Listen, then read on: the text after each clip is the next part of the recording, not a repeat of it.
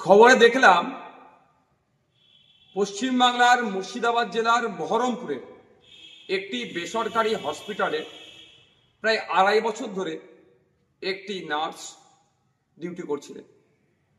হঠাৎ তার হিজাব পরার কারণে তাকে বরখাস্ত করা হয়েছে, অর্থাৎ চাকরিচ্যুত করা হয়েছে, চাকরি থেকে বাদ দেওয়া হয়েছে। আমি ভেবে অবাক হচ্ছি, আমরা কোন রাজ্যে বসবাস করছি? একজন নার্স, তার কাজ হচ্ছে ডিউটি করা, যতটুকু ডিউটি ওর আছে করবেন, পরিষেবা দেবেন। সে হিজাব পরে থাকলো, বা মাথায় সিঁদুর থাকলো, বা হাতে শাখা পালা থাকলো, এটা ম্যাটার করে না। এইগুলো যদি আমার মনে খোলানো হয়, মানে সে শাখা সিঁদুর হোক, শাখা পালা হোক বা হিজাব হোক, তাহলে তার ধর্মীয় আচরণে বাধা দেওয়া হচ্ছে। আমরা কোন রাজ্যে বসবাস করছি? এই দিন দেখার জন্য কি সংখ্যালঘু মুসলিম সমাজের মানুষেরা, ধর্মনিরপেক্ষ মানুষেরা তৃণমূলকে ক্ষমতায় তৃতীয়বারের জন্য এনেছিল? এই যেন মনে হচ্ছে অঘোষিত বিজেপি রাজ্যে আমরা বসবাস করছি।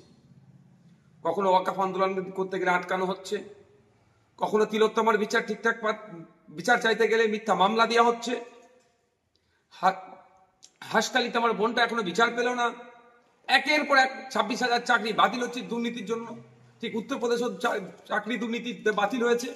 যেন অঘোষিত বিজেপি রাজ্যতে আমরা বসবাস করছি। আমরা এই কাণ্ডের জন্য চরম ধিক্কার নিন্দা জানাচ্ছি। অবিলম্বে স্বাস্থ্যমন্ত্রী তথা মুখ্যমন্ত্রীকে এই বিষয়ে হস্তক্ষেপ করতে হবে, এর কড়া একটা বিহিত করতে হবে। সাথে সাথে আমি হসপিটাল কর্তৃপক্ষকে বলবো, যে এই ধরনের নির্দেশনা দিয়েছে তার বিরুদ্ধে ব্যবস্থা গ্রহণ করুন।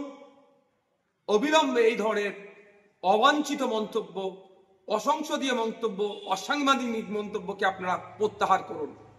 কারণ ক্লিনিক্যাল এস্টাবলিশমেন্ট অ্যাক্টে কোনো জায়গায় উল্লেখ নাই যে হিজাব পরে ডিউটি করতে পারবেন না একজন নার্স, বা শাখা পরে পালা পরে ডিউটি করতে পারবেন না, এই ধরনের উল্লেখ নাই।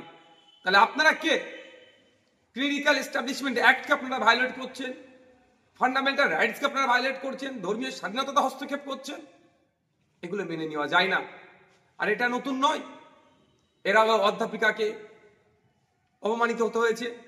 মাননীয় মুখ্যমন্ত্রী যেখানে নিজে হিজাব পরে ভোট চাইতে চলে যাচ্ছেন, সেখানে একজন হিজাব পরে তার কর্মক্ষেত্রে তার এই স্বাধীনতাটুকু নাই কেন? ঠিকঠাক করে কাজ করতে পারছে, তাকে চাকরিচ্যুত হতে হচ্ছে।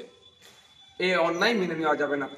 আমি ধর্মনিরপেক্ষ মানুষকে বলবো, আমরা ভুলে যাচ্ছি না এই রাজ্য সরকারের আমলে চাকরি নিয়োগ পরীক্ষাতে আমার হিন্দু সমাজের মা বোনেদেরকে শাখাপালা বলে খুলে পরীক্ষা কেন্দ্রে ঢুকতে বাধ্য করেছিল।